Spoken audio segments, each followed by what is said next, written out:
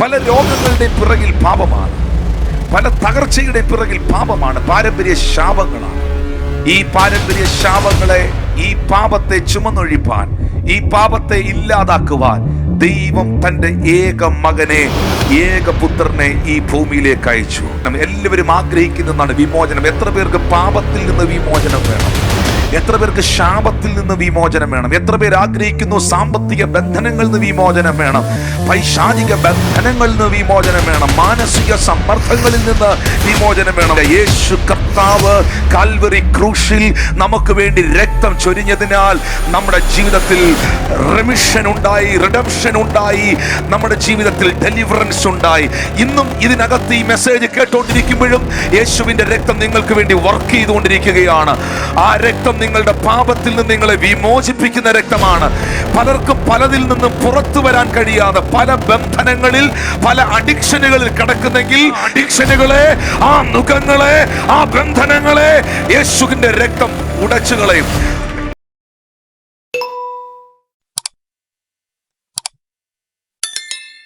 ലേഖനം 9-ാം അധ്യായം 11 മുതൽ 14 വരെയുള്ള വാക്യങ്ങൾ. ക്രിസ്തുവോ വരുവാനുള്ള നന്മകളുടെ മഹാപുരോഹിതനായി വന്നിട്ട് കൈപ്പണിയല്ലാത്തതായി എന്ന് വെച്ചാൽ ഈ സൃഷ്ടിയിൽ ഉൾപ്പെടാത്തതായി വലിപ്പവും തികവുമേറിയ കൂടാരത്തിൽ കൂടെ പ്രവേശിച്ചു. 12-ാം വാക്യത്തിൽ ആട്ടുകൊറ്റന്മാരുടെയും പശുക്കിടാങ്ങളുടെയും രക്തത്താലല്ല, സ്വന്തം രക്തത്താൽ തന്നെ ഒരിക്കലായിട്ട് വിശുദ്ധ മന്ദിരത്തിൽ പ്രവേശിച്ചു, എന്നേക്കുമുള്ള വീണ്ടെടുപ്പ് സാധിച്ചു. ആട്ടുകൊറ്റന്മാരുടെയും പശുക്കിടാങ്ങളുടെയും രക്തത്താലല്ല, സ്വന്തം രക്തത്താൽ തന്നെ ഒരിക്കലായി വിശുദ്ധ മന്ദിരത്തിൽ പ്രവേശിച്ച് എന്നേക്കുമുള്ള വീണ്ടെടുപ്പ് സാധിച്ചു. 14-ാം വാക്യത്തിൽ ദൈവത്തിന് തന്നെ താൻ നിഷ്കളങ്കനായി അർപ്പിച്ച ക്രിസ്തുവിൻ്റെ രക്തം ജീവനുള്ള ദൈവത്തെ ആരാധിപ്പാൻ നിങ്ങളുടെ മനസ്സാക്ഷിയുടെ നിർജീവ പ്രവൃത്തികളെ പോക്കി എത്രയധികം ശുദ്ധീകരിക്കും. ദൈവത്തിൻ്റെ മാറ്റമില്ലാത്ത വചനത്തിനകത്ത് മറ്റേതു വിഷയങ്ങളെക്കാളും ഏറ്റവും പ്രധാനപ്പെട്ട ഒന്നാണ് യേശുവിൻ്റെ രക്തം എന്ന് പറയുന്നത്. ബ്ലഡ് സപ്ലൈ ഇല്ലാത്ത ശരീരം നിർജീവമായിരിക്കുന്നത് പോലെ യേശുവിൻ്റെ രക്തമില്ലാത്ത ക്രിസ്ത്യാനിത്വം നിർജീവമാണ്. ശരീരത്തിലൂടെ രക്തം ഓടുന്നില്ലെങ്കിൽ, ഹാർട്ട് ബ്ലഡ് പമ്പ് ചെയ്യുന്നില്ലെങ്കിൽ ശരീരം നിർജീവമായി പോകുന്നത് പോലെയാണ്, ശരീരം ചലനമില്ലാതായി പോകുന്നത് പോലെയാണ് യേശുവിൻ്റെ രക്തത്തെ കൂടാതെയുള്ള ക്രിസ്ത്യാനിത്വം എന്ന് പറയുന്നത്. കാരണം രക്തത്തിലാണ് ജീവൻ വസിക്കുന്നത്. ലേവ്യ പുസ്തകം 17-ാം അധ്യായം 11-ാം വാക്യത്തിൽ മാംസത്തിന്റെ ജീവൻ രക്തത്തിലല്ലയോ ഇരിക്കുന്നത്? വായ്കൾ തുറന്ന് പറഞ്ഞ്, ജീവൻ രക്തത്തിലല്ലയോ ഇരിക്കുന്നത്? ജീവൻ രക്തത്തിലല്ലയോ ഇരിക്കുന്നത്? എന്തുകൊണ്ടാണ് നമ്മൾ പറയുന്നത് യേശു തൻ്റെ ജീവൻ നമുക്ക് വേണ്ടി തന്നു എന്ന്? യേശു തൻ്റെ ജീവൻ നമുക്ക് വേണ്ടി തന്നു എന്ന് നമ്മൾ പറയുന്നതിൻ്റെ കാരണം അവൻ്റെ അവസാന തുള്ളി രക്തവും അവൻ നമുക്ക് വേണ്ടി ഒഴുക്കിയത് കൊണ്ടാണ്. കാരണം മാംസത്തിന്റെ ജീവൻ വസിക്കുന്നത് രക്തത്തിനകത്താണ്. യേശുവിന്റെ രക്തം ഇപ്പോഴും പ്രവർത്തിക്കുന്നു. യേശുവിന്റെ രക്തം ഇപ്പോഴും അത്ഭുതം ചെയ്യുന്നു. യേശുവിന്റെ രക്തം ഇപ്പോഴും സംസാരിച്ചു കൊണ്ടിരിക്കുന്നു. ശബ്ദമുയർത്തി കർത്താവിനോട് പറഞ്ഞ്, അങ്ങയുടെ പരിശുദ്ധ രക്തത്തിന് ഞങ്ങൾ നന്ദി പറയുകയാണ്. യേശുവിൻ്റെ രക്തം നമുക്ക് വേണ്ടി ചെയ്തത് എന്തൊക്കെയാണ്? വായ്കൾ തുറന്ന് പറയാം. 4 മേഖലകളിൽ യേശുവിൻ്റെ രക്തം എനിക്ക് വേണ്ടി പ്രവർത്തിക്കുന്നു. ഒന്നാമതായി, യേശുവിൻ്റെ പരിശുദ്ധ രക്തം എൻ്റെ പാപത്തിൽ നിന്ന് എന്നെ വിമോചിപ്പിക്കുന്നതാണ്. യേശുവിൻ്റെ രക്തം പാപത്തിൽ നിന്ന് എന്നെ വിമോചിപ്പിച്ച രക്തമാണ്. മാനവകുലം മുഴുവൻ പാപത്തിൻ്റെ അധീനതയിൽപ്പെട്ട് കിടക്കുമ്പോൾ ആദാമ്യ വർഗത്തിൻ്റെ പാപ പരിഹാരത്തിനായി ദൈവം തൻ്റെ പുത്രനായ യേശുവിനെ ഈ ഭൂമിയിലേക്ക് അയച്ചു. എന്തിനു വേണ്ടി അയച്ചു? നമുക്കറിയാം. ഉൽപ്പത്തിയുടെ പുസ്തകം നമ്മൾ പഠിക്കുമ്പോൾ മനുഷ്യൻ പാപം ചെയ്ത് ദൈവത്തിൻ്റെ തേജസ് അവൻ നഷ്ടപ്പെടുത്തുമ്പോൾ, തേജസ് നഷ്ടപ്പെട്ട് പാപം ചെയ്ത് വൃക്ഷത്തിന്റെ ചുവട്ടിൽ ഒളിച്ച, അത്തിയില കൊണ്ട് അരയാടെ ഉണ്ടാക്കി ദൈവത്തിൽ നിന്ന് മറഞ്ഞ ആ മനുഷ്യനെ നോക്കി ദൈവം പറഞ്ഞു, നീ പാപം ചെയ്ത് ഹല്ലേലൂയ ദൈവത്തിന്റെ തേജസ് നഷ്ടപ്പെടുത്തിയെങ്കിൽ നിന്നെ കൊണ്ട് പാപം ചെയ്യിപ്പിച്ച ഒരുവനുണ്ട്. ആ പഴയ പാമ്പിനെ, സർപ്പത്തെ നോക്കിയിട്ട് ദൈവം പറഞ്ഞു, നീ സ്ത്രീയെ വഞ്ചിച്ചുവെങ്കിൽ സ്ത്രീയുടെ ഉദരത്തിൽ ജനിക്കുന്നവൻ തന്നെ നിന്റെ തലയെ തകർക്കുവാനിടയാകും. സ്ത്രീയുടെ ഉദരത്തിൽ പുസ്തകത്തിൽ ജനിക്കുന്നവൻ തന്നെ നിന്റെ തലയെ തകർക്കുവാനിടയാകും. വേദപുസ്തകത്തിനകത്ത് കാലാകാലങ്ങളായി നിൽക്കുന്ന ഒരു പ്രവചനമായിരുന്നു ഉൽപ്പത്തി പുസ്തകത്തിൽ നാം വായിക്കുന്ന പ്രവചനം. ആ പ്രവചനത്തിന്റെ നിവർത്തീകരണമാണ് മത്തായി സുവിശേഷം 1-ാം അധ്യായം 21-ാം വാക്യത്തിൽ അവൾ ഒരു മകനെ പ്രസവിക്കും, അവൻ തന്റെ ജനത്തെ അവരുടെ പാപങ്ങളിൽ നിന്ന് രക്ഷിപ്പാൻ ഇരിക്കൊണ്ട് നീ അവന് യേശു എന്ന പേരിടണം. ജനത്തെ അവരുടെ പാപങ്ങളിൽ നിന്ന് രക്ഷിപ്പാൻ ഇരിക്കൊണ്ട്. മനുഷ്യൻ ജീവിതത്തിന്റെ എല്ലാ പ്രശ്നങ്ങൾക്കും കാരണം പാപമാണ് പ്രിയപ്പെട്ടവരെ. നമ്മുടെ ജീവിതത്തിൽ വെളിപ്പെടുന്ന തിന്മ തകർച്ചകൾക്കെല്ലാം പിറകിൽ പാപ സ്വഭാവങ്ങളുണ്ട്. പാപം എന്ന് പറയുന്നത് നരകത്തിന്റെ പ്രോഡക്റ്റ് ആണ്, നരകത്തിലേക്ക് കൊണ്ടുപോകുന്നതാണ്. പാപത്തോട് കോംപ്രമൈസ് ചെയ്യാത്ത ഒരു തലമുറയ്ക്ക് വേണ്ടിയാണ് യേശു കർത്താവ് മടങ്ങി വരുന്നത്. പാപം ചെയ്യാതെ വിശുദ്ധിയോടെ തന്നെ താൻ നിർമ്മലതയോടെ സൂക്ഷിച്ച് തനിക്കായി കാത്തിരിക്കുന്നവരെ ചേർക്കുവാൻ അത്രേ യേശു കർത്താവ് മടങ്ങി വരുന്നത്. മനുഷ്യൻ പാപം ചെയ്തപ്പോൾ അവന്റെ തേജസ് നഷ്ടപ്പെട്ടു. പറഞ്ഞേ, പാപം ചെയ്തപ്പോൾ തേജസ് നഷ്ടപ്പെട്ടു. തേജസ് നഷ്ടപ്പെട്ട മനുഷ്യൻ രോഗിയായി, തേജസ് നഷ്ടപ്പെട്ട മനുഷ്യൻ ശാപത്തിന് അധീനമായി, തേജസ് നഷ്ടപ്പെട്ട മനുഷ്യന്റെ ആയുസ്സിന്റെ ദൈർഘ്യം കുറയാനിടയായി. തേജസ് നഷ്ടപ്പെട്ടപ്പോൾ അവൻ എല്ലാം നഷ്ടപ്പെട്ടു. തേജസ് നഷ്ടപ്പെട്ടവൻ തോട്ടത്തിൽ നിന്ന് പുറത്താക്കപ്പെട്ടു. തേജസ് നഷ്ടപ്പെട്ടവൻ ശാപത്തിന്റെ കീഴിൽ അകപ്പെട്ടു. തേജസ് പോയതിന്റെ കാരണം പാപമാണ്. വേദപുസ്തകം പറയുന്നു, റോമർക്കെഴുതിയ ലേഖനത്തിൽ പറയുന്നു, പാപത്തിന്റെ ശമ്പളമോ മരണമത്രേ. ഇപ്പോൾ നിങ്ങൾ പാപം ചെയ്ത് ദൈവ തേജസ് ഇല്ലാത്തവരായി മാറി. പ്രിയപ്പെട്ടവരെ, പാപത്തോട് കോംപ്രമൈസ് ചെയ്യരുത്. കണ്ണുകൾ കൊണ്ട്, ചെവികൾ കൊണ്ട്, വായ് കൊണ്ട്, ശരീരം കൊണ്ട് പാപം ചെയ്യാൻ നിന്നെ വിട്ടുകൊടുക്കാതെ പാപത്തിൽ നിന്ന് പുറത്തു വരുവാൻ നീ ആഗ്രഹിക്കുന്ന വ്യക്തിയാണെങ്കിൽ നിങ്ങളെ സഹായിക്കുന്ന രക്തമാണ് യേശുവിന്റെ പരിശുദ്ധമായ രക്തം. ആമേൻ. 1 തിമോത്തിയോസ് 1-ാം അധ്യായം 15-ാം വാക്യം. യേശു കർത്താവ് എന്തിനു വേണ്ടിയാണ് ഈ ഭൂമിയിൽ വന്നത്? ക്രിസ്തു യേശു പാപികളെ രക്ഷിപ്പാൻ ലോകത്തിൽ വന്നു എന്നുള്ളത് വിശ്വാസവും എല്ലാവരും അംഗീകരിപ്പാൻ യോഗ്യവുമായ വചനം തന്നെ. ആ പാപികളിൽ ഞാൻ ഒന്നാമനാണെന്ന് പൗലോസ് പറയുകയാണ്. യേശു ഈ ഭൂമിയിലേക്ക് വന്നത് കേവലം നമ്മുടെ മുഴ മാറ്റാനോ രോഗസൗഖ്യം തരാനോ വിടുതൽ തരാനോ മാത്രമല്ല പ്രിയപ്പെട്ടവരെ. പ്രധാനമായും യേശു കർത്താവ് ഈ ഭൂമിയിൽ വന്നത് നമ്മുടെ പാപത്തെ വിമോചിപ്പിക്കാനാണ്. രക്തം നിങ്ങൾക്ക് വേണ്ടി വർക്ക് ചെയ്തുകൊണ്ടിരിക്കുകയാണ്. ആ രക്തം നിങ്ങളുടെ പാപത്തിൽ നിന്ന് നിങ്ങളെ വിമോചിപ്പിക്കുന്ന രക്തമാണ്. പലർക്കും പലതിൽ നിന്നും പുറത്തു വരാൻ കഴിയാതെ പല ബന്ധനങ്ങളിൽ, പല അഡിക്ഷനുകളിൽ കിടക്കുന്നെങ്കിൽ അഡിക്ഷനുകളെ, ആ നുഖങ്ങളെ, ആ ബന്ധനങ്ങളെ യേശുവിന്റെ രക്തം ഉടച്ചു കളയും. എത്ര പേരൊരു വിമോചനം ആഗ്രഹിക്കുന്നു? ഫ്രീഡം. ഫ്രീഡം യേശുവിന്റെ രക്തത്തിന് മാത്രമേ അത് ചെയ്യാൻ കഴിയുകയുള്ളൂ.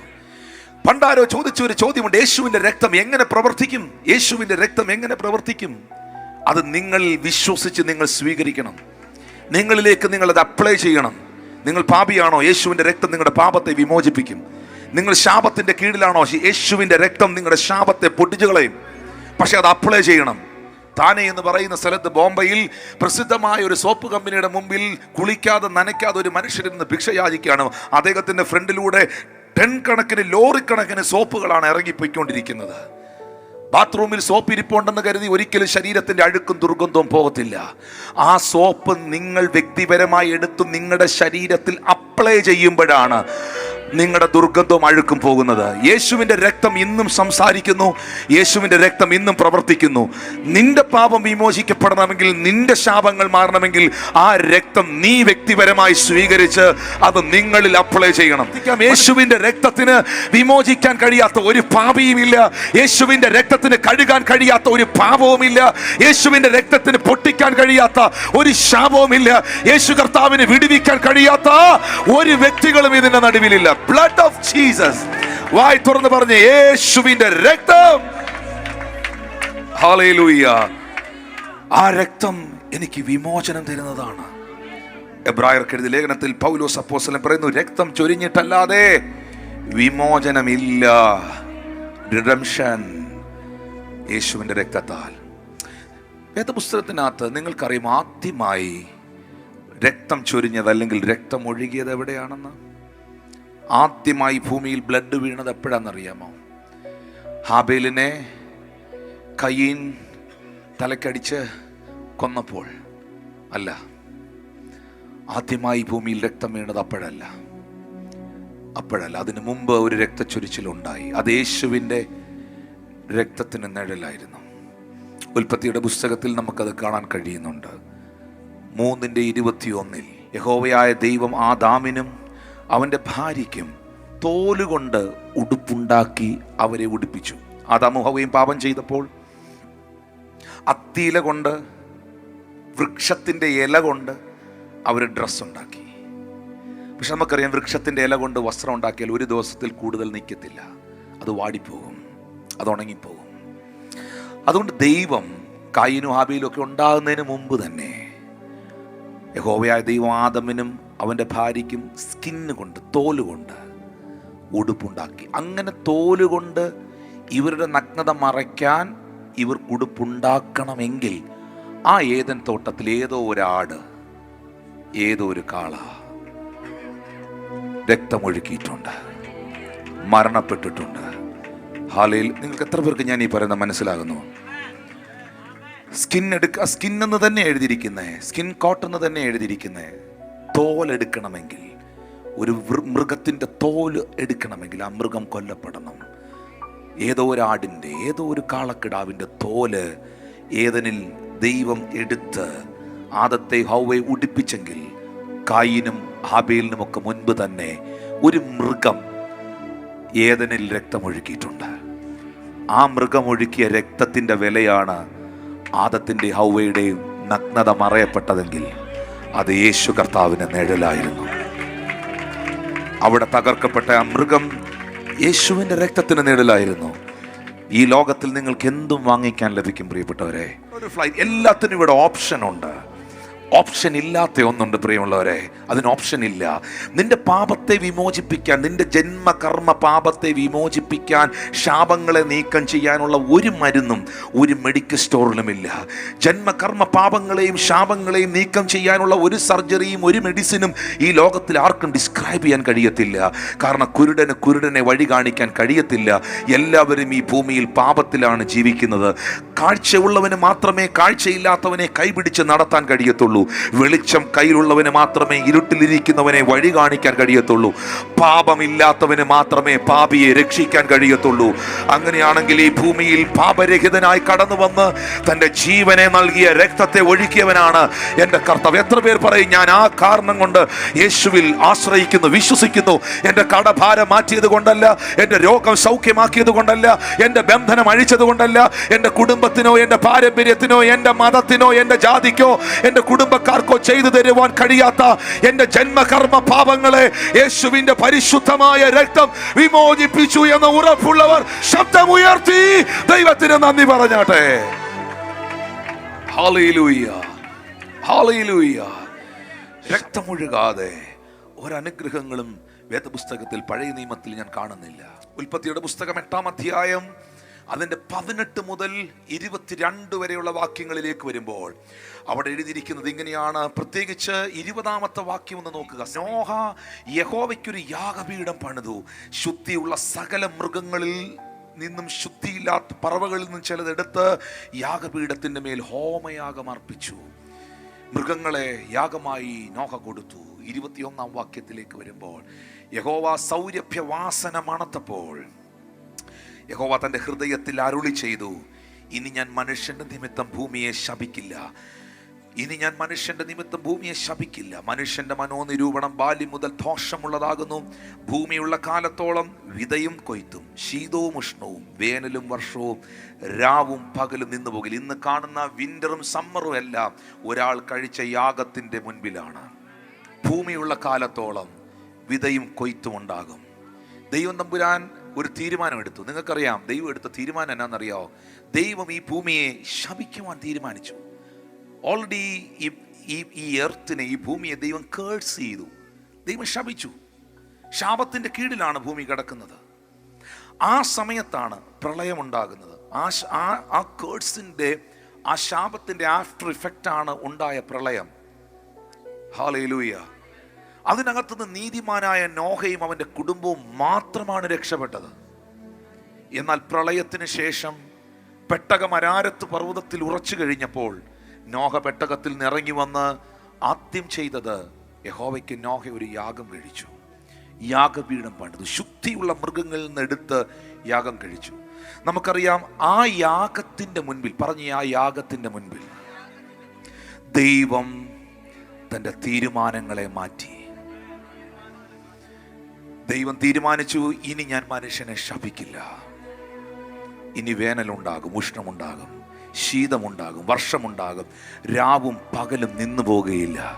ഞാൻ ഈ ജനതയെ അനുഗ്രഹിക്കാൻ പോകുകയാണ്. നിങ്ങൾക്കറിയാമോ, ആ നോഹ കഴിച്ച യാഗത്തിൻ്റെ മുൻപിലാണ് ദൈവത്തിൻ്റെ കോപവും ദൈവത്തിൻ്റെ ശാപവും ദൈവികമായ എല്ലാ തിന്മയും നീങ്ങിപ്പോകുന്നത്. ഇതുപോലെ മാനവകുലം മുഴുവൻ ശാപത്തിൽ കിടന്നപ്പോൾ, പാപത്തിൽ കിടന്നപ്പോൾ, തകർച്ചയിൽ കിടന്നപ്പോൾ ദൈവം തൻ്റെ പുത്രനെ ക്രൂശിൽ യാഗമാക്കിയ ആ ക്രൂശിലെ പരമയാഗത്തിൽ ഒരു മനുഷ്യൻ, ഒരു സഹോദരി, ഒരു സഹോദരൻ വിശ്വസിക്കുമ്പോൾ, ആ യാഗമായ ക്രിസ്തുവിൻ്റെ പരിശുദ്ധ രക്തത്തെ വ്യക്തിപരമായി സ്വീകരിച്ചേറ്റെടുത്ത് പാപങ്ങളെ കഴുകുമ്പോൾ, ആ വ്യക്തിയുടെ ജീവിതത്തിൽ മുൻകഴിഞ്ഞ നാളുകളിൽ അപ്പനപ്പന്മാരായി നിലകൊള്ളുന്ന ശാപങ്ങൾ, അപ്പനപ്പന്മാരായി കിടക്കുന്ന പാപത്തിൻ്റെ തിന്മകൾ, ഇത് മുഴുവൻ തമ്പുരാൻ ആ തീരുമാനങ്ങളെ മുഴുവൻ ചേഞ്ച് ചെയ്ത് നിന്റെ പഴയ ഫയല് ക്ലോസ് ചെയ്യുകയാണ്. എത്ര പേർക്ക് ഞാൻ നിന്റെ പഴയ ഫയല് ദൈവം ക്ലോസ് ചെയ്യുകയാണ്? ജീവിതത്തിൽ എത്ര പേർക്ക് പറയാൻ കഴിയും, യേശുവിന്റെ രക്തം എൻ്റെ ശാപങ്ങളിൽ നിന്ന് വിടുവിക്കുന്ന രക്തം, യേശുവിന്റെ രക്തം എൻ്റെ ശാപങ്ങളിൽ നിന്ന് എന്നെ വിടുവിക്കുന്ന രക്തം? ശബ്ദമുയർത്തി ഹല്ലേലൂയ.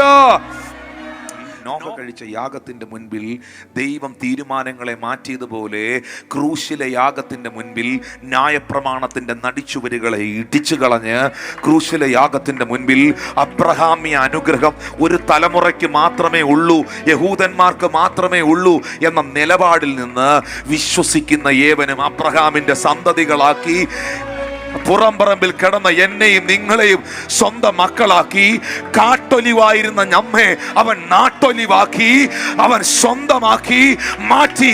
ആ രക്തത്തിനൊന്ന് നന്ദി പറയാമോ? ആ രക്തത്തിനൊന്ന് നന്ദി പറയാമോ? ആ രക്തത്തിനൊന്ന് നന്ദി പറയാമോ? ആ രക്തത്തിനൊന്ന് നന്ദി പറയാമോ? യാഗം പൂർണ്ണമാകുന്നത് യാഗപീഠത്തിൽ തീ കത്തുമ്പോഴാണ്. യേശു കർത്താവ് ക്രൂശിൽ യാഗമായപ്പോൾ, യേശു കർത്താവ് മോനെ ക്രൂശിൽ യാഗമായപ്പോൾ, ആ യാഗമായി കഴിഞ്ഞതിന്റെ 50-ാം ദിവസം വേദപുസ്തകം പറയുന്നു, ശിഷ്യന്മാർ ഒന്നിച്ച് ഒരു മുറിയിൽ ഒന്നിച്ച് 120 പേരോളം കൂടിയിരുന്നു. യേശു കർത്താവ് ക്രൂശിൽ യാഗമായി രക്തമൊഴുകി അവസാന തുള്ളി രക്തവും അവൻ നമുക്ക് നൽകി. പക്ഷെ ആ യാഗം പൂർണ്ണമായത് എപ്പോഴാണെന്നറിയാമോ? ലേവ്യ പുസ്തകത്തിൽ എഴുതിയിട്ടുണ്ട്, യാഗപീഠത്തിൽ തീ കെട്ടുപോകാതെ സൂക്ഷിക്കണം. യാഗം പൂർണ്ണമാകുന്നത് യാഗപീഠത്തിൽ തീ കത്തുമ്പോഴാണ്. യാഗം കംപ്ലീറ്റ് ആകുന്നത്. അതുകൊണ്ടാണ് അബ്രഹാം ഇസഹാക്കിനെ യാഗം കഴിക്കാൻ കൊണ്ടുപോകുമ്പോൾ തീ എടുക്കാൻ മറക്കാതിരുന്നത്.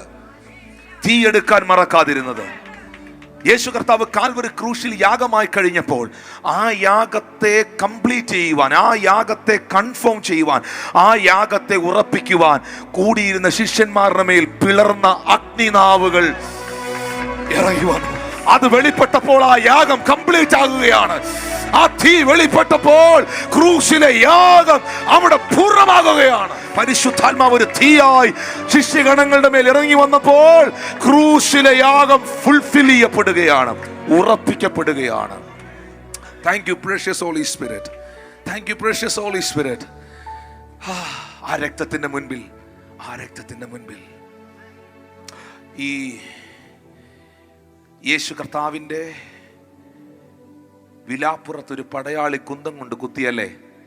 നിങ്ങൾക്കറിയാമോ ഹവ്വായെ എങ്ങനെ പുറത്തെടുത്തതെന്ന്? ഹവ്വായെ ദൈവം ഉണ്ടാക്കിയത് നട്ടലിലെ എല്ലല്ല, തോളിന്റെ എല്ലല്ല, ദിസ് പാർട്ട്, ഹാർട്ട്, ഹൃദയത്തോട് ചേർന്നിരിക്കുന്ന എല്ലൊന്നെടുത്താണ്. അവിടെ തന്നെയാണ് പടയാളികൾ അവന്റെ വിലാപ്പുറം എന്ന് പറയുന്ന ആ ഭാഗമാണ്, അവന്റെ ഹൃദയത്തോട് ചേർന്നുള്ള ഭാഗത്താണ് കുന്തം കൊണ്ട് കുത്തിയത്. Are you listening me? ഒന്നാമത്തെ ആദത്തിന്റെ വിലാപ്പുറം തകർക്കപ്പെട്ടപ്പോൾ ദൈവം സർജറി ചെയ്ത് കീറി അവന്റെ മണവാട്ടിയാകുന്ന ഹവ്വായെ പുറത്തെടുത്തു. ഒടുവിലത്തെ ആദമായ ക്രിസ്തുവിന്റെ വിലാപ്പുറം തകർക്കപ്പെട്ടപ്പോൾ അവന്റെ മണവാട്ടിയാകുന്ന സഭയെ പുറത്തെടുത്തു. രണ്ട് തമ്പുരാൻ പുറത്തെടുക്കുകയാണ്. അതാണ് പൗലോസ് പറഞ്ഞത്, യേശു തന്റെ രക്തത്താൽ സമ്പാദിച്ച അവന്റെ സഭ. യേശു തന്റെ രക്തത്താൽ സമ്പാദിച്ച അവന്റെ സഭ. യേശു തന്റെ രക്തത്താൽ സമ്പാദിച്ച അവന്റെ സഭ. ഒടുവിലത്തെ യാതമായ ക്രിസ്തുവിന്റെ വിലാപ്പുറം തകർക്കപ്പെട്ടപ്പോൾ അവന്റെ മണവാട്ടിയാകുന്ന സഭ പുറത്തു വന്നു. ആ സഭയെ ഉറപ്പിക്കുവാൻ, ആ യാഗത്തെ കൺഫേം ചെയ്യുവാൻ സ്വർഗത്തിലെ ദൈവം അവരുടെ മേൽ മഴ പെയ്യിക്കുകയല്ലായിരുന്നു. സ്വർഗത്തിലെ ദൈവം അവരുടെ മേൽ പിളർന്ന അഗ്നി നാവുകളായി ഇറങ്ങുകയായിരുന്നു. കാരണം യാഗം പൂർണ്ണമാകുന്നത് യാഗപീഠത്തിൽ തീ കത്തുമ്പോഴത്രേ. ശാപത്തെ മാറ്റുന്ന യേശുവിന്റെ രക്തം, പാപത്തെ മാറ്റുന്ന യേശുവിന്റെ രക്തം. ശബ്ദമുയർത്തി ഒരു ഹല്ലേലൂയ പറഞ്ഞാട്ടെ. കൊലോസ്യർക്ക് എഴുതിയ ലേഖനം 1-ാം അധ്യായം 20 മുതലുള്ള വാക്യത്തിൽ എഴുതിയിരിക്കുന്നു, യേശു ക്രിസ്തു ക്രൂശിൽ ചൊരിഞ്ഞ രക്തം കൊണ്ട് അവൻ മുഖാന്തരം സമാധാനം ഉണ്ടാക്കി. ഭൂമിയിലുള്ളതോ സ്വർഗത്തിലുള്ളതോ സകലത്തെയും അവനെ കൊണ്ട് നിരപ്പിക്കുവാനും പിതാവിന് പ്രസാദം തോന്നി. മുൻപേ ദുഷ്പ്രവൃത്തികളിൽ മനസ്സുകൊണ്ട് അകന്നവരും ശത്രുക്കളുമായിരുന്ന നിങ്ങളെ അവന്റെ മുമ്പിൽ വിശുദ്ധരും നിഷ്കളങ്കരും കുറ്റമില്ലാത്തവരുമായി നിർത്തേണ്ടതിന് യേശു ക്രിസ്തു ഇപ്പോൾ ജഡശരീരത്തിൽ തൻ്റെ മരണത്താൽ നിരപ്പിച്ചു. ഹല്ലേലൂയ. 1 പത്രോസിന്റെ ലേഖനം 1-ാം അധ്യായം 18-19 വാക്യം വായിക്കുമ്പോൾ ബൈബിൾ എഴുതിയിട്ടുണ്ട്, വ്യർത്ഥവും പിതൃപാരമ്പര്യവുമായുള്ള നിങ്ങളുടെ നടപ്പിൽ നിന്ന് നിങ്ങളെ വീണ്ടെടുത്തത്. ഈ പിതൃപാരമ്പര്യം എന്ന് പറയുന്നതിന് അവിടെ എഴുതിയിരിക്കുന്ന for fathers, from your fathers, അപ്പൻ്റെ വഴിയിൽ നിന്ന്, കുടുംബ വഴിയിൽ നിന്ന് പാരമ്പര്യമായി കൈമാറ്റം ചെയ്യപ്പെടും. ഇംഗ്ലീഷിൽ നോക്കിയാൽ ഫ്രം യുവർ ഫാദേഴ്സ്, പിതാക്കന്മാരാൽ കൈമാറ്റം ചെയ്യപ്പെട്ടു വരുന്നത്. അത് നിങ്ങൾക്കറിയാം, ഈ കേർഡ്സ് എന്ന് പറയുന്നത് അങ്ങനെയാണ്. എൻ്റെ വല്യപ്പൻ അതുണ്ടായിരുന്നു, എൻ്റെ അപ്പൻ അതുണ്ടായിരുന്നു, എനിക്കും അതുണ്ട്. ഡോക്ടർമാരുടെ അടുക്കൽ ചെന്ന് ചോദിച്ചാൽ, ഒരു ഹാർട്ടിന് പ്രയാസമായിട്ടൊരു കാർഡിയോളജിസ്റ്റിനെ കണ്ടാൽ ഡോക്ടർ ആദ്യം ചോദിക്കും, അപ്പനോ വല്യപ്പനോ വീട്ടിൽ ആർക്കെങ്കിലും ഹാർട്ട് സംബന്ധമായ പ്രശ്നമുണ്ടോ എന്ന് ചോദിക്കും, ഷുഗർ ഉണ്ടോ എന്ന് ചോദിക്കും. കാരണം ഇങ്ങനെ പിതാക്കന്മാരാൽ അപ്പനപ്പന്മാരായിട്ട് ഇങ്ങനെ കൈമാറ്റം ചെയ്യപ്പെട്ടു വരുന്ന ചിലതുണ്ട്, പിതൃപാരമ്പര്യങ്ങൾ. അതെല്ലാം കയറി വരും. ശാപം, തകർച്ചകൾ, ഡിമോണിക് തിങ്സ്, മെനി തിങ്സ്, ഇതെല്ലാം കയറി വരും. എന്നാൽ അവിടെ എഴുതിയിട്ടുണ്ട്, വ്യർത്ഥവും പിതൃപാരമ്പര്യവുമായുള്ള നിങ്ങളുടെ നടപ്പിൽ നിന്ന് നിങ്ങളെ വീണ്ടെടുത്തിരിക്കുന്നത് പൊന്ന് വെള്ളി മുതലായ അഴിഞ്ഞു പോകുന്ന വസ്തുക്കൾ കൊണ്ടല്ല. 19-ാം വാക്യം, ക്രിസ്തു എന്ന നിർദോഷവും നിഷ്കളങ്കവുമായ കുഞ്ഞാടിൻ്റെ വിലയേറിയ രക്തം കൊണ്ടത്രേ. ഇതൊരു ചെയിനാണ്. നിങ്ങൾക്കറിയാമോ, നിങ്ങളുടെ കുടുംബത്തിൽ നിങ്ങളും ഒരു കണ്ണിയാണ്, ഒരു കാണിയല്ല, നിങ്ങളും ഒരു കണ്ണിയാണ്. അപ്പനപ്പന്മാരായ അമ്മ വഴിക്ക് അപ്പം വഴിക്ക് വന്നുകൊണ്ടിരിക്കുന്ന ആ DNA-യിൽ, ആ ലൈനേജിൽ നിങ്ങളും ഒരു കണ്ണിയാണ്. ചേർന്ന് ആമേൻ പറയാമോ? അതിനകത്ത് ഇങ്ങനെ കണ്ടിന്യൂഷൻ വന്നുകൊണ്ടിരിക്കുമ്പോൾ നിങ്ങളാകുന്ന കണ്ണിയിൽ യേശുവിൻ്റെ രക്തം വീണാൽ, കേൾക്കുന്നുണ്ടോ? നിങ്ങൾക്കത് കാണാൻ പറ്റുന്നുണ്ടോ? നിങ്ങളാകുന്ന കണ്ണിയിൽ യേശുവിൻ്റെ ഒരു തുള്ളി രക്തം വീണാൽ, നിങ്ങളാകുന്ന കണ്ണിയിൽ യേശുവിൻ്റെ രക്തം കഴുകപ്പെട്ടാൽ, അവിടം കൊണ്ട് കർത്താവ് നിങ്ങളെ കട്ട് ചെയ്ത് മാറ്റുകയാണ്. ഓ ഹല്ലേലൂയ. നീ ഇനി ആ പഴയ ശാപത്തിലല്ല. കരം അടിക്കണമെങ്കിൽ കരം അടിക്കാം, സ്തുതിക്കണമെങ്കിൽ സ്തുതിക്കാം, സ്വീകരിക്കേണ്ടവർക്ക് സ്വീകരിക്കാം. ആ വ്യർത്ഥവും പിതൃപാരമ്പര്യവുമായ സകല നടപ്പിൽ നിന്നും, ശാപബന്ധനങ്ങളിൽ നിന്നും നിങ്ങളെ വീണ്ടെടുക്കുന്ന യേശുവിന്റെ പരിശുദ്ധ രക്തം, യേശുവിന്റെ പരിശുദ്ധ രക്തം. ശബ്ദമുയർത്തി, യേശുവിന്റെ പരിശുദ്ധ രക്തം. Hallelujah. I am receiving all the blessings through his blood. ഗലാത്യർക്ക് എഴുതിയ ലേഖനം 3-ാം അധ്യായം 13-14 വാക്യം വായിക്കുമ്പോൾ, മരത്തിന്റെ മേൽ തൂങ്ങുന്നവനെല്ലാം ശപിക്കപ്പെട്ടവനെന്ന് എഴുതിയിരിക്കുന്ന പോലെ ക്രിസ്തു നമുക്ക് വേണ്ടി ശാപമായി ന്യായപ്രമാണത്തിന്റെ ശാപത്തിൽ നിന്ന് നമ്മളെ വിലയ്ക്ക് വാങ്ങിച്ചു.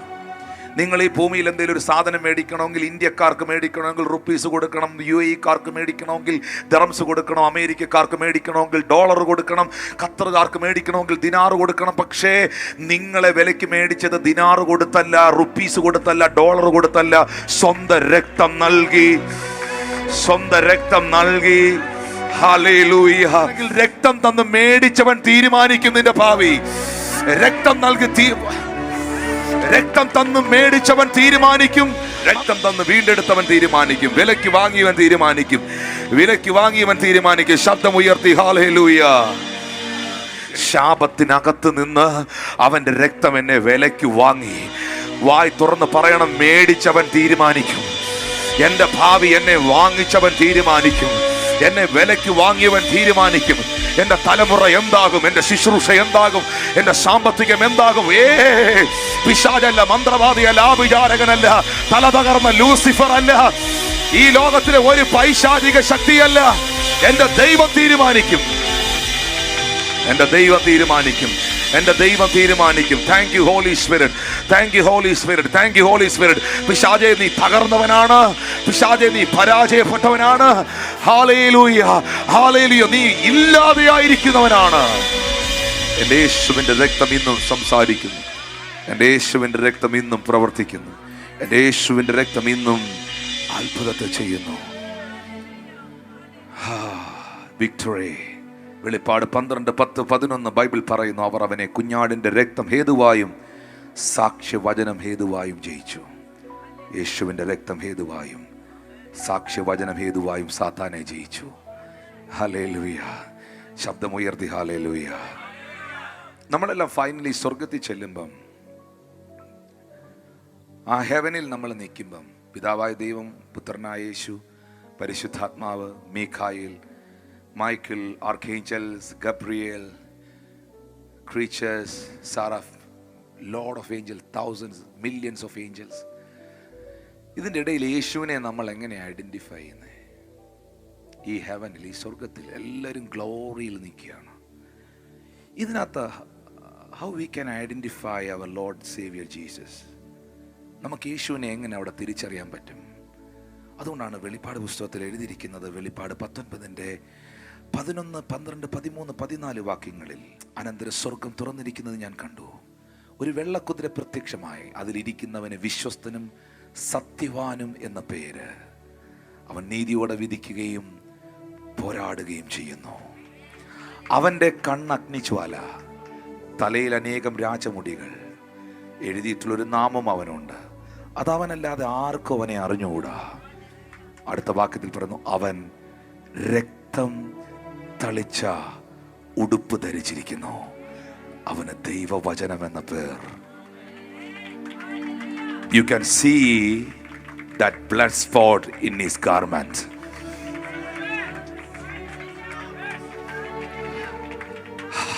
സ്വർഗത്തിൽ ചെല്ലുമ്പോൾ രക്തത്തിൻ്റെ തുള്ളികളുള്ള, രക്തത്തിൻ്റെ സ്പോട്ടുകളുള്ള ഉടുപ്പ് ധരിച്ചവനെ നിങ്ങൾക്ക് കാണാം. അത് കാണുമ്പം നമുക്ക് നിൽക്കാൻ പറ്റില്ല.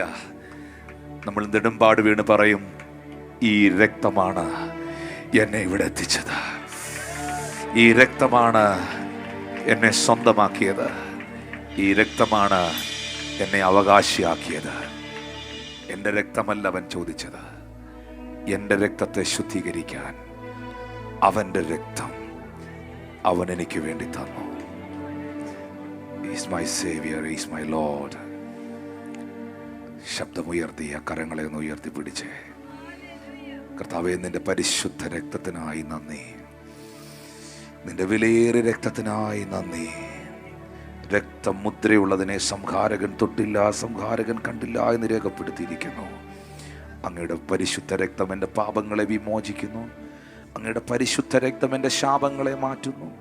അങ്ങയുടെ പരിശുദ്ധ രക്തം എന്നെ സാത്താന്യ പുരോഹിതൻ, മഹാപുരോഹിതൻ യേശുവിനെ അറസ്റ്റ് ചെയ്ത് കൊണ്ടുപോകുമ്പോൾ, ക്രൂശിക്കാൻ കൊണ്ടുപോകുന്ന സമയത്ത് യേശുവിനോട് ചോദിച്ചായിരുന്നു, നീ ദൈവത്തിന്റെ പുത്രനാണോ? Amen. The high priest asked him when Jesus was arrested, are you the son of God? നിങ്ങൾക്കറിയാം, ആ സമയത്ത് യേശു പറഞ്ഞു, I am. And Jesus said, I am. I am the son of God. Amen. മഹാപുരോഹിതൻ തന്റെ വസ്ത്രം വലിച്ചു കീറി. Amen. The high priest tore his clothes.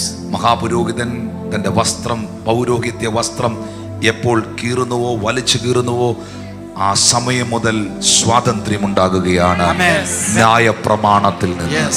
Whenever the high priest tears his clothes, that time onward we are freed from the law. അവിടെ കീറപ്പെട്ടത് ന്യായപ്രമാണത്തിന്റെ ചട്ടങ്ങളാണ്. Amen.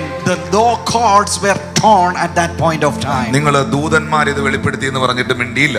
Amen. You did not say anything when angels revealed it. പിതാവായ ദൈവം യേശു ആരെന്ന് വെളിപ്പെടുത്തിയത് പറഞ്ഞിട്ട് അനങ്ങിയില്ല. യേശു തന്നെത്താൻ ഇത് വെളിപ്പെടുത്തി എന്ന് പറഞ്ഞിട്ട് എന്നാ ഇനി പിശാചുക്കൾ പറഞ്ഞത് പറയാം. ലൂക്കോസ് 4:41 വാക്യത്തിൽ Luke 4:41. പലരിൽ നിന്നും ഭൂതങ്ങൾ നീ ദൈവപുത്രനായ ക്രിസ്തു എന്ന് നിലവിളിച്ച് പറഞ്ഞുകൊണ്ട് പുറപ്പെട്ടു പോയി. താൻ ക്രിസ്തുവെന്ന് അവ അറിയുക കൊണ്ട്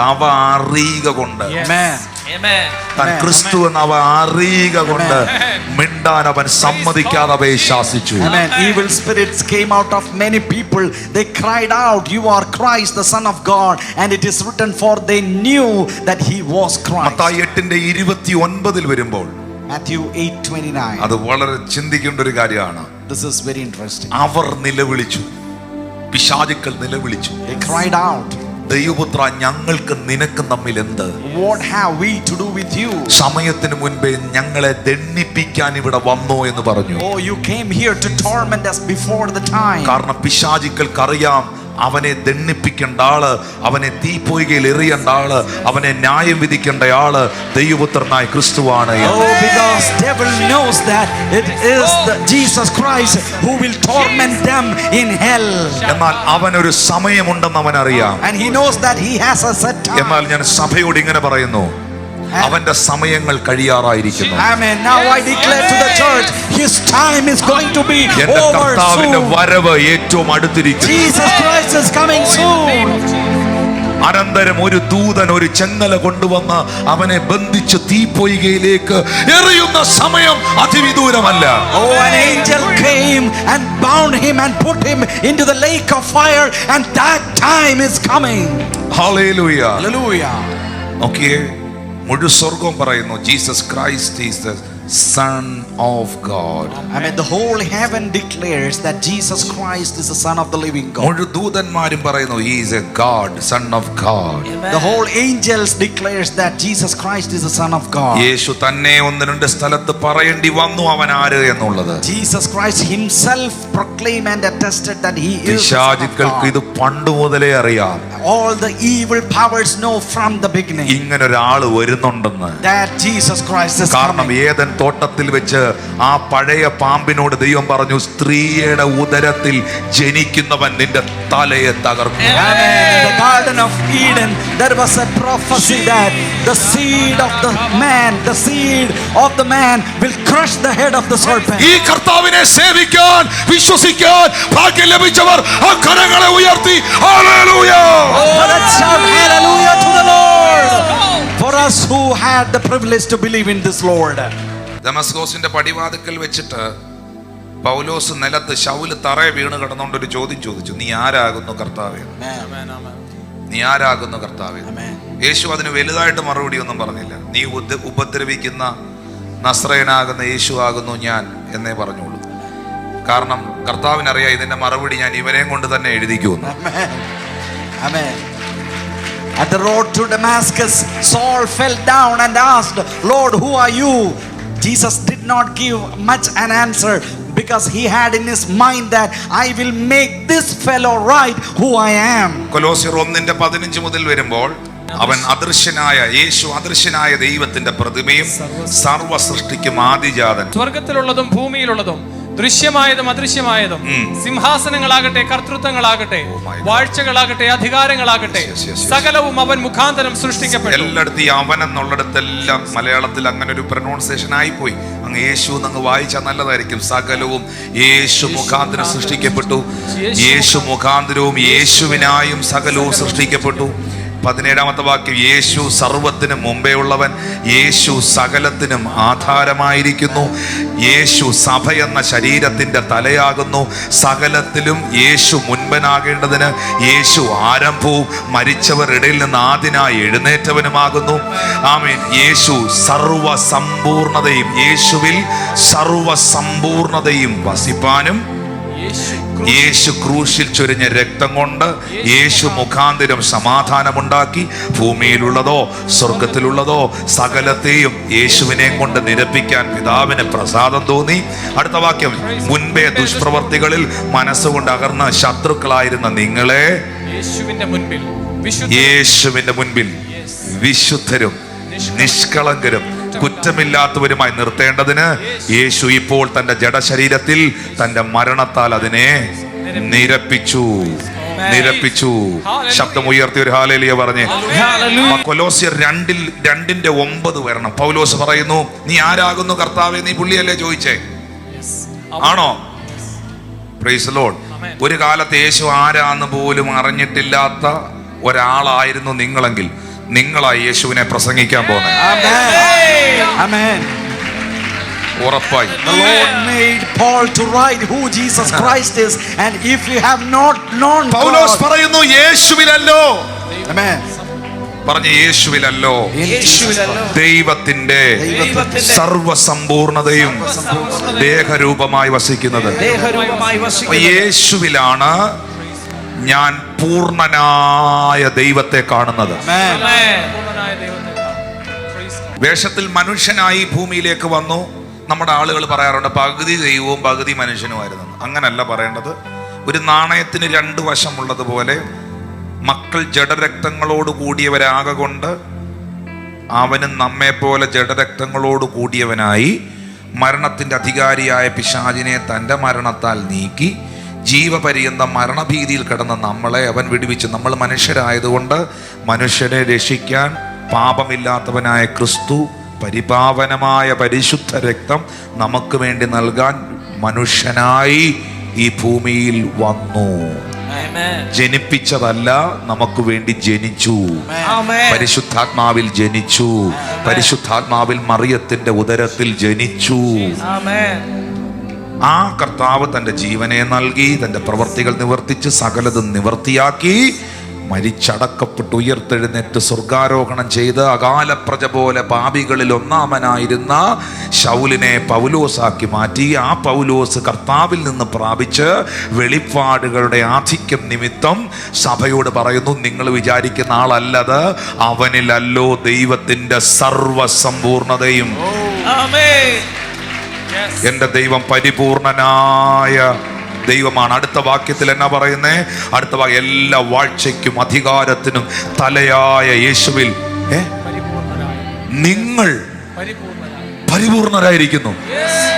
U are completed in him. ഇനി അവിടെ ഒരു മിനിറ്റ്. ക്രിസ്തുവിൽ ഞാൻ പരിപൂർണയാണ്, ഞാൻ പരിപൂർണനാണ്. You are complete in him. Hallelujah. ക്രിസ്തുവിൽ പരിപൂർണരാണ്.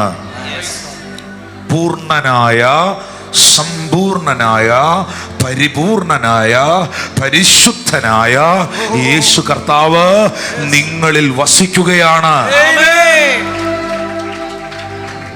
തലയായ ക്രിസ്തുവിൽ ഞാൻ പരിപൂർണനായിരിക്കുന്നു. സഹോദരിമാർ പറയണം, ഞാൻ പരിപൂർണയായിരിക്കുന്നു. ഇതങ്ങോട്ട് വിശ്വസിക്കണം.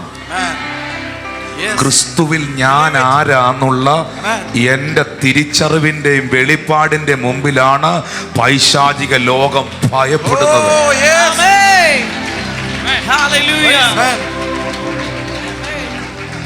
ഇത് വിശ്വസിക്കണം. ഇത് വിശ്വാസത്താൽ ഓപ്പറേറ്റ് ചെയ്യണം. നീ ആശുദ്ധിയാ, നീ കൊള്ളരുതാത്തവനാ, നീ തിന്മയിൽ ജീവിക്കുന്ന ആളാ, നീ കർത്താവിലൊന്നുമല്ല, നിന്നെ ദൈവത്തിനൊന്നും ഇഷ്ടമുള്ള ആളൊന്നുമല്ല, നീ കുഴപ്പക്കാരനാ എന്ന് പറയുമ്പം അങ്ങോട്ട് ആ കോൺഫിഡൻസോടെ പറയണം, I am completed in Christ.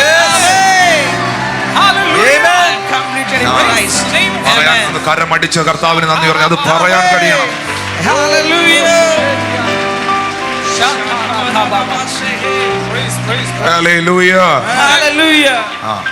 സ്തോത്രം, സ്തോത്രം, സ്തോത്രം. സ്നാനത്തിൽ നിങ്ങൾ യേശുവിന്റെ കൂടെ അടക്കപ്പെടുകയും മരിച്ചവരുടെ ഇടയിൽ നിന്ന് ഉയർത്തെഴുന്നേൽപ്പിച്ച ദൈവത്തിന്റെ വ്യാപാര ശക്തിയുള്ള വിശ്വാസത്തിൽ ക്രിസ്തുവിനോടുകൂടെ നിങ്ങൾ നിങ്ങൾ ഉയർത്തെഴുന്നേറ്റോ? നിങ്ങൾ ഉയർത്തെഴുന്നേറ്റോ?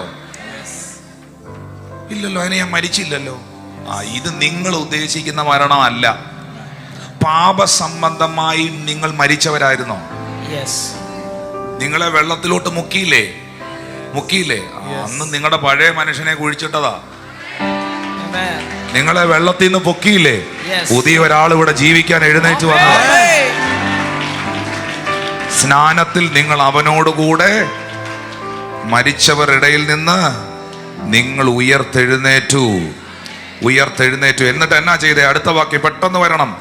അതിക്രമങ്ങളിലും നിങ്ങളുടെ ജഡത്തിന്റെ അഗ്രചർമ്മത്തിലും മരിച്ചിരുന്നവരായ, കൈ ഇങ്ങോട്ട് നെഞ്ചത്തോട്ട് വെച്ച് പറഞ്ഞേ, എന്നെയും അവൻ അവനോടുകൂടെ ജീവിപ്പിച്ചു. ഉറപ്പുള്ള എത്ര പേരുണ്ട്? അവനോടുകൂടെ ജീവിപ്പിച്ചു.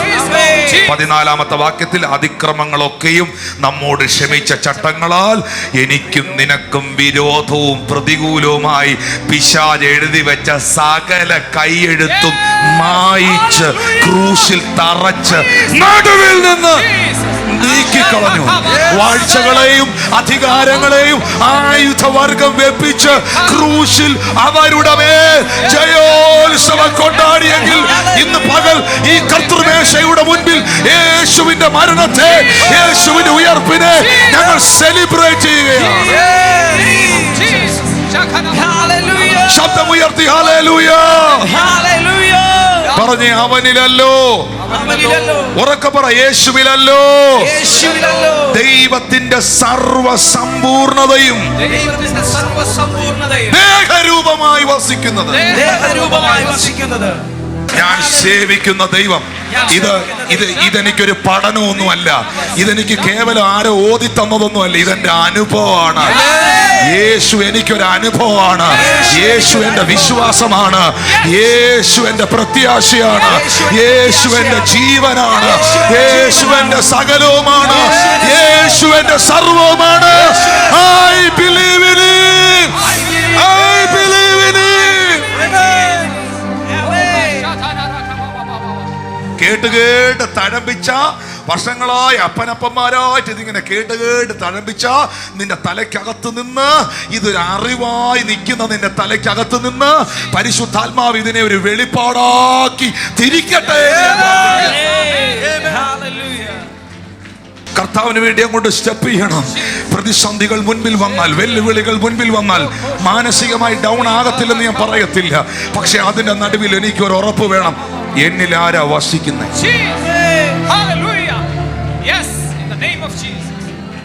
പൂർണ്ണനായ ദൈവത്തെ, പരിപൂർണനായ ദൈവത്തെ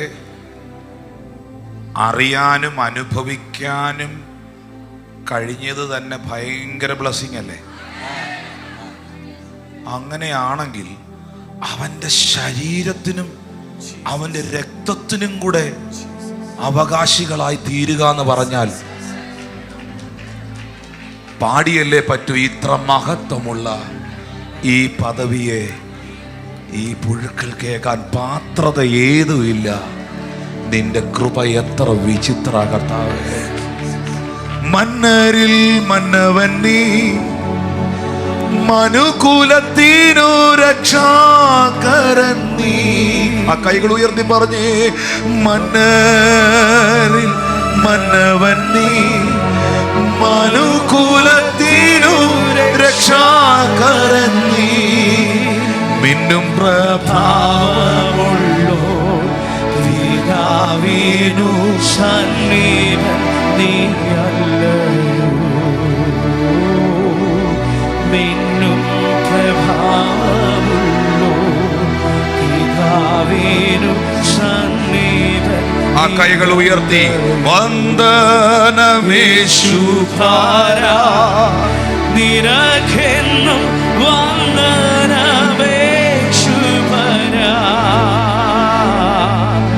വന്ദനമേശുപാരാ, നിനക്കെന്നും വന്ദനമേശുപാരാ.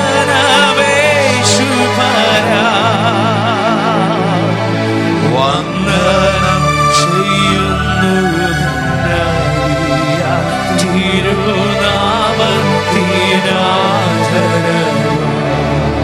ഒരു നിമിഷം ഒന്നുകൂടെ ഇരുന്നേ. ഞാനോ ഭൂമിയിൽ നിന്ന് ഉയർത്തപ്പെട്ടാൽ എല്ലാവരും എങ്കിലേക്ക് ആകർഷിക്കപ്പെടുമെന്ന് യേശു പറഞ്ഞത്. When I am lifted up high, I will attract people unto me. അടുത്തിരിക്കുന്ന ആൾക്ക് കൈ ഒന്ന് കൊടുത്ത് പ്രാർത്ഥിച്ചോണ്ട് ഒന്ന് കൈ കുലുക്കി പറയണം, എല്ലാവരും യേശുവിനെ ഉയർത്തണം പറഞ്ഞു. You have to lift Jesus Christ. അവൻ ഉയർത്തപ്പെട്ടാൽ ആകർഷിക്കപ്പെടും. അവൻ ഉയർത്തപ്പെട്ടാൽ കർത്താവിനെ ഉയർത്തിയവരെ എല്ലാം കർത്താവ് മാനിച്ചിട്ടുണ്ട്. Amen. Those who have lifted Jesus Christ, the Lord has honored them. ഈ വചനം എടുത്ത് ഉയർത്തിയവന്റെ ഒരു തലമുറയും തകർന്നു പോകാൻ ദൈവം അനുവദിച്ചു. If we have lifted up His word, their generation will be blessed for sure. ഈ ഭൂമിയില് ദൈവത്താൽ സ്ഥാപിതമായ കർത്താവ് എസ്റ്റാബ്ലിഷ് ചെയ്ത രണ്ട് പ്രധാനപ്പെട്ട കൂദാശകളാണുള്ളത്. God instituted two important ministries or ordinances. ഒന്ന് വിവാഹം. One is the holy matrimony. Marriage. കാരണം ആദ്യത്തെ കല്യാണം ഈ ഭൂമിയിൽ നടത്തിയത് അച്ഛനല്ല, തിരുമേനിയല്ല, പാസ്റ്ററല്ല. ആദ്യത്തെ കല്യാണം ഈ ഭൂമിയിൽ നടത്തിയ വിവാഹത്തിന്റെ കാർമികൻ, ശുശ്രൂഷകൻ യഹോവയായ ദൈവമായിരുന്നു. Amen. The first marriage was conducted by not a priest or a pastor, but the holy God. The holy marriage is established by God. Amen. Amen. വിശുദ്ധ വിവാഹം, കല്യാണം, കുടുംബം എന്ന സംവിധാനം ഈ ഭൂമിയിൽ ഉണ്ടാക്കിയത്, എഴുന്നേൽപ്പിച്ചത് വളരെ സ്വപ്നങ്ങളോടുകൂടെ ദൈവമാണ് കുടുംബങ്ങളെ തകർക്കാൻ നോക്കുന്നത്. കാരണം അത് ദൈവത്തിന്റെ സംവിധാനവും ദൈവത്താൽ ആരംഭിച്ച ഒന്നുമാണ്. അപ്പൊ കുടുംബത്തിനെതിരെ പിശാചിന് ഭയങ്കര ഫൈറ്റാണ്. അതിനെ തകർക്കുക എന്നുള്ളത് അവന്റെ ലക്ഷ്യമാണ്. എന്നാൽ കുടുംബത്തെ പണിയുക എന്നുള്ളത് ദൈവത്തിന്റെ പരിശുദ്ധാത്മാവിന്റെ പദ്ധതിയുമാണ്. നിങ്ങളുടെ എല്ലാ കുടുംബങ്ങളെയും പരിശുദ്ധാത്മാവ് പണിതുയർത്തുന്ന കുടുംബങ്ങളാക്കി മാറ്റട്ടെ. ഹല്ലേലൂയ. രണ്ടാമത് ഈ ഭൂമിയിൽ ദൈവം സ്ഥാപിച്ച ശുശ്രൂഷയാണ് മത്തായി 26:26. അവർ ഭക്ഷിക്കുമ്പോൾ അവൻ അപ്പമെടുത്ത് സ്തോത്രം ചൊല്ലി വാഴ്ത്തി നുറുക്കി ശിഷ്യന്മാർക്ക് കൊടുത്തു. വാങ്ങി ഭക്ഷിക്കുവീൻ, ഇതെന്റെ ശരീരം എന്ന് പറഞ്ഞപ്പോൾ ആ ശുശ്രൂഷ ആദ്യം ചെയ്തത് യേശുവാണ്. യേശു അത് ചെയ്തു. ഇങ്ങോട്ട് നോക്കി പറഞ്ഞു, യേശു ഇത് ചെയ്തു, ഇത് ചെയ്ത് കാണിച്ചു. നിങ്ങൾ കൂടി വരുമ്പോഴൊക്കെയും ഇത് ചെയ്യണമെന്ന് കൽപ്പന തന്നു. അപ്പോൾ യേശു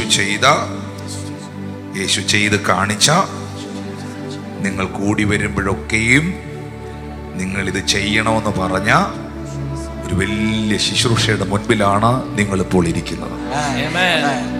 The second important ordinance which was instituted by Jesus Christ is the Lord's Supper.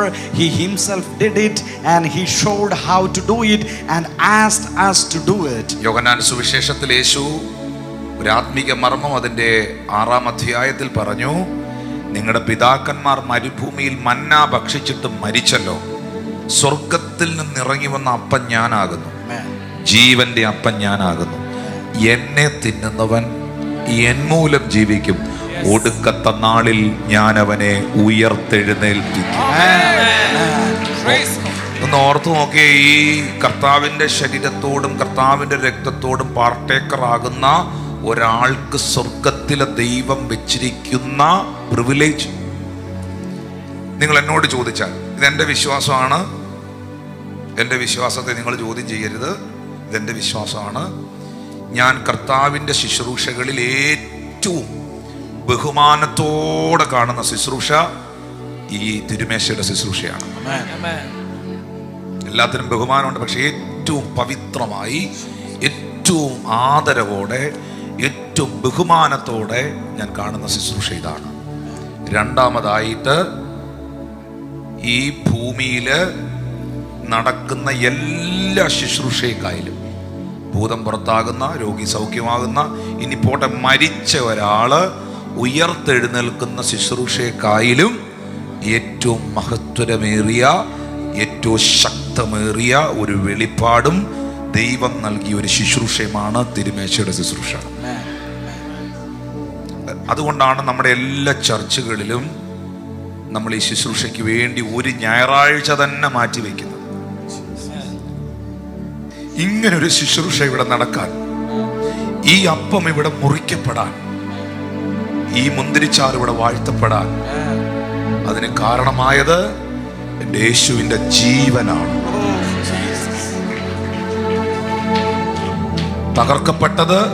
അന്ന് തകർക്കപ്പെട്ടത് ഈ ഭൂമിയിൽ ഏതെങ്കിലും വസ്തുക്കളല്ല, എൻ്റെ കർത്താവിൻ്റെ ഓമനത്വമുള്ള ആ ശരീരമാണ് തകർക്കപ്പെട്ടത്.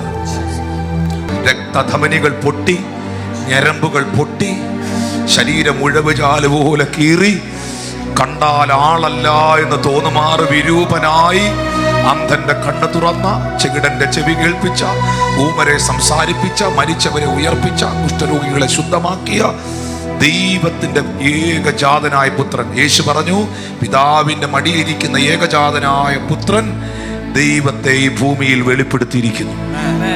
ആ പുത്രന്റെ ശരീരമാണ് തകർക്കപ്പെട്ടത്. ഞാൻ ഈ ബ്രെഡ് എടുത്ത് നുറുക്കുമ്പോഴെല്ലാം എൻ്റെ കണ്ണ് നിറയാറുണ്ട്. കാരണം ഞാനിത് ബ്രേക്ക് ചെയ്യുമ്പോൾ എനിക്കറിയാം, ഞാൻ ഈ ബ്രെഡ് നുറുക്കുമ്പോൾ ഇത് വളരെ ഈസി ആയിട്ടുള്ള കാര്യമാണ്. പക്ഷേ ഈ ബ്രെഡ് നുറുക്കപ്പെടാൻ കാരണമായത് എൻ്റെ യേശുവിൻ്റെ മാംസങ്ങൾ അടർന്ന് അവൻ്റെ ശരീരം ഉഴവുചാല് പോലെ കീറി ചൂട്ടക്കൊളുത്തുകളും ഈയക്കട്ടകളും ചേർത്തുണ്ടാക്കിയ ആ ചാട്ടവാറും ചമ്മട്ടിയും അവന്റെ ശരീരത്തെ അടിച്ചപ്പോൾ, ആ ചൂണ്ട മാംസത്തിനകത്ത് ഉടക്കി അവരത് വലിച്ചപ്പോൾ ആ മാംസം ഇറുന്നു വീണ് ശരീരം ഉഴവുചാല് പോലെ കീറപ്പെട്ടത്. യെശയ്യാ പ്രവാചകന്റെ പുസ്തകം 53-ാം അധ്യായം 5-ാം വാക്യത്തിൽ എഴുതിയിരിക്കുന്നു, കൊല്ലുവാൻ കൊണ്ടുപോകുന്ന ആടിനെ പോലെ അവനെ കൊണ്ടുപോയി. രോമം കത്രിക്കുന്നവരുടെ മുൻപിൽ ആട് വായി തുറക്കാതിരിക്കുന്നത് പോലെ അവൻ മിണ്ടാതെയിരുന്നു. അവന്റെ താഴ്ചയിൽ ആരും അവനെ ഓർത്തില്ല. നമ്മുടെ അകൃത്യങ്ങൾ നിമിത്തം അവൻ തകർക്കപ്പെട്ടു. നമ്മുടെ സൗഖ്യത്തിനായി അവൻ അടിപ്പിണരുകൾ ഏറ്റെടുത്തു. എല്ലാവരുമാലും അവൻ ത്യജിക്കപ്പെട്ടു. എല്ലാവരാലും അവൻ തിരസ്കരിക്കപ്പെട്ടു. ഞാൻ ചേർക്കപ്പെടുവാൻ അവൻ തിരസ്കരിക്കപ്പെട്ടു. എന്നെ യോഗ്യനാക്കി മാറ്റുവാൻ അവൻ വികൃതമായി. യേശുവേ, ആ കൈകളെല്ലാം ഒന്ന് ഉയർത്തിപ്പിടിച്ച്, യേശുവേ, യേശുവേ, കൈകളെല്ലാം ഒന്ന് ഉയർത്തിപ്പിടിച്ച് മേശയുടെ മുമ്പിൽ, യേശുവേ, എന്നെ ഈ ശുശ്രൂഷയുടെ ഭാഗമാക്കാൻ, അങ്ങയുടെ ശരീരത്തോടും അങ്ങയുടെ രക്തത്തോടും അംശയാക്കാൻ, കൂട്ടാളിയാക്കാൻ അവിടുന്ന് എന്നോട് കാണിച്ച കരുണയ്ക്ക് നന്ദി, കരുണയ്ക്ക് നന്ദി. അവിടുന്ന് എന്നോട് കാണിച്ച ദയയ്ക്ക് നന്ദി. എൻ്റെ കുടുംബത്തിലുള്ളവർ, എൻ്റെ ദേശത്തിലുള്ളവർ, എൻ്റെ കൂട്ടുകാരിൽ എത്രയോ ആളുകൾ ഈ സത്യം അറിയാതെ കിടക്കുമ്പോൾ ഈ സത്യത്തെ എനിക്ക് വെളിപ്പെടുത്തിയതിന് നന്ദി.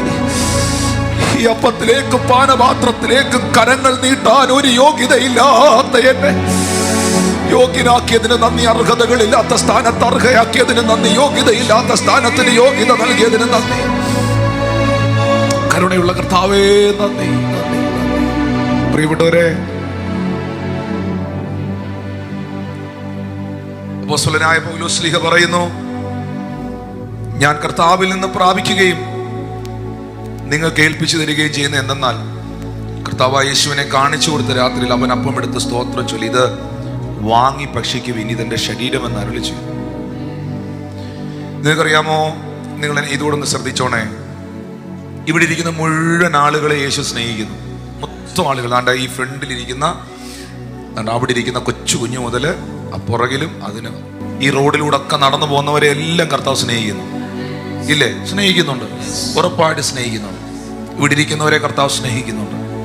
പക്ഷേ യേശു അപ്പവും മീനും വാഴ്ത്തി വർദ്ധിപ്പിച്ചപ്പോൾ അതെല്ലാവർക്കും കൊടുത്തു. എക്സ്ട്രാ വന്നത് കൊട്ടയിലാക്കിക്കൊണ്ട് കൊടുക്കാൻ പറഞ്ഞു. കനാവിലെ കല്യാണ വീട്ടിൽ പച്ചവെള്ളത്തെ വീഞ്ഞാക്കിയപ്പോൾ ആ കല്യാണത്തിന് വന്ന എല്ലാവർക്കും ആ സാധനം കിട്ടി, അവർ കുടിച്ചു. പക്ഷെ ഈ ഒരു ശുശ്രൂഷ ചെയ്യാൻ യേശു തെരഞ്ഞെടുത്തത് ഒരു പബ്ലിക് പ്ലേസ് അല്ല, ഒരു സീക്രട്ട് പ്ലേസ് ആണ്. നിങ്ങൾ ഇവിടുന്ന് പുറപ്പെടുവീൻ, നിങ്ങൾക്കൊരു മനുഷ്യൻ എതിർവിടും, അദ്ദേഹത്തിന്റെ കയ്യിൽ ഒരു കുടം വെള്ളം കാണും. അദ്ദേഹത്തോട് ചോദിക്കണം, കർത്താവിന് പെസഹ ഒരുക്കാനുള്ള ശാല എവിടെയാണ്? അപ്പോൾ ആ മനുഷ്യൻ വിരിച്ചൊരുക്കിയ ഒരു വൻമാളിക നിങ്ങൾക്ക് കാണിച്ചു തരും.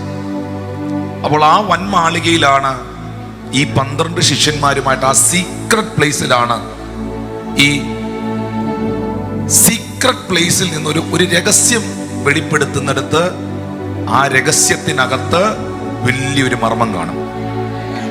പരസ്യമായിട്ട് പറയുന്നത് വലിയൊരു കാര്യമായിരിക്കില്ല ചിലപ്പോൾ, പക്ഷെ ഒരാളോട് വളരെ രഹസ്യമായി പറയുന്നത് പ്രധാനപ്പെട്ടൊരു കാര്യമായിരിക്കും. സീക്രട്ടായിട്ട് കർത്താവ് കൊണ്ടുപോയി ഈ ശുശ്രൂഷ ചെയ്തു. അപ്പൊ എല്ലാവർക്കും അപ്പം കൊടുത്തോ? എല്ലാവർക്കും മുന്തിരിച്ചാറ് കൊടുത്തോ?